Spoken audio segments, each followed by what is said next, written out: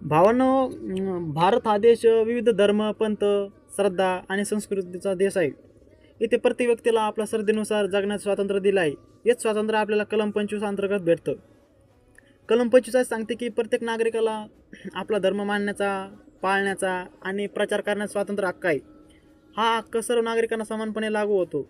ते कोणत्याही धर्माचे असोत किंवा कोणत्याही पंथाचे असो किंवा कोणत्याही संस्कृतीचा असो, हा हक्क सर्व नागरिकांना समानपणे लागू होतो.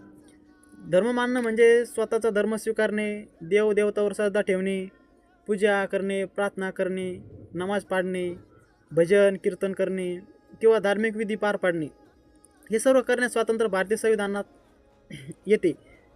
हेच संविधान आपल्याला कलम 25 अंतर्गत आपल्याला याची मुभा देत असते.